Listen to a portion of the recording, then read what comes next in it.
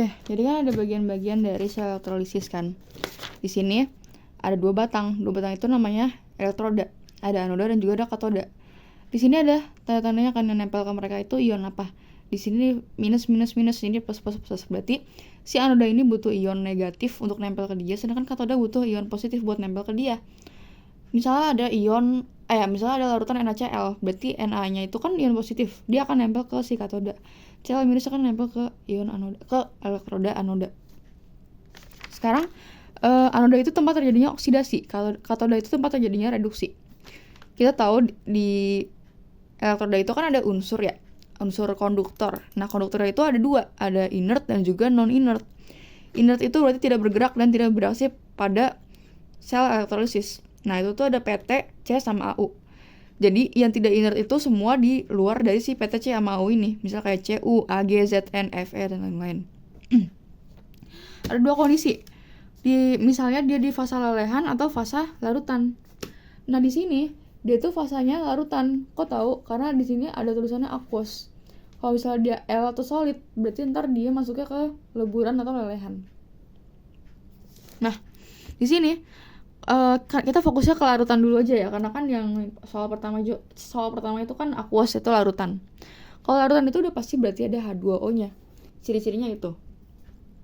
Nah, sekarang kalau dia fase larutan, karena dia ada H2O-nya, si H2O ini akan ikut beroksidasi atau bereduksi melalui katoda atau anoda. Nah, kalau di katoda itu kan reduksi, yang akan mengalami reduksi itu si hidrogen. Nah, ini tuh kayak gini reaksinya. Ini dihafalin aja karena emang dari saya begitu. Oksigen itu dioksidasi di anoda. Reaksinya kayak gini. Ini udah tetapan. Nah, sekarang kita lihat di sini elektrodanya C. C itu apa? Inert kan? Ya kan?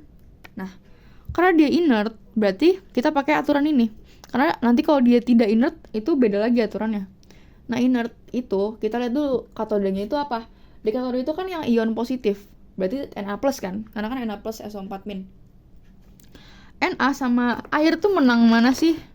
Kalau kita lihat di deret volta, Na itu kan di sini ya. Sedangkan air di sini. Kalau semakin ke kanan, deret volta itu semakin mudah tereduksi. Kalau semakin kiri semakin mudah teroksidasi. Karena dia di kanan, berarti dia mudah tereduksi kan dibanding si Na. Berarti yang akan tereduksi di sini adalah si airnya. Ya kan? Ini jawaban gue juga kan. Airnya akan yang tereduksi. Nah, sedangkan anoda itu gimana sih?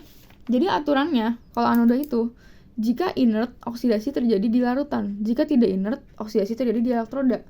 Misalnya NaCl nih, terus inert. Nah, nanti dia anodanya itu si Cl-nya sendiri. Kalau misalnya dia tidak inert, bukan C, PT atau AU, nanti dia terjadi di elektroda. Jadi reaksi anodanya itu bakal misalnya AU gitu ya, akan ada AU+ melepas elektron menjadi AU. Nanti reaksi di anodanya kayak gitu. Nah, kita lihat kasus yang ini. Tapi ada pengecualian. Kalau misalnya ion negatifnya itu ada O-nya, ada oksigennya, otomatis itu udah pasti nanti anodanya itu kayak gini. 2H2O, 4H+, O2, 4E. Jadi dia otomatis akan mengoksidasi oksigen. Yang tadi kayak gini. Tetapan kayak gini. Itu udah pasti. Kalau misalnya ionnya tuh ada O-nya. Sekarang kan SO4- ada O-nya kan. Jadi udah pasti anodanya tuh kayak gini. Nah kan, kayak gitu. Oke. Sedangkan kalau yang ini, dia kan NaCl ya. Ini kayak tadi gue bilang, Na+ kan menang H2O akan reduksi. Jadi sama katodanya ini. Sedangkan anodanya sesuai aturan, anoda jika inert, oksidasi terjadi di larutan. Nah, larutannya itu apa? Cl kan. Jadinya yang bereaksi itu si Cl, yang beroksidasi itu Cl. Sama berlaku dengan 3 dan 4 juga kayak gitu. Pertanyaan kedua, tabung mana yang menghasilkan endapan di katoda? Nih, yang menghasilkan endapan di katoda itu ciri-cirinya, berarti nanti dia menghasilkan suatu unsur sendirian aja, dan dia nggak ada muatannya. Itu ciri-ciri endapan atau solid. Fasanya tuh solid. Jadi kayak ini Ag ada S-nya, solid gitu. Berarti jawabannya tuh 3 dan 4 karena di sini yang sendiri kan di katoda cuma Ag sama Mg kan. Yang lain kan nggak sendiri, ada ionnya juga.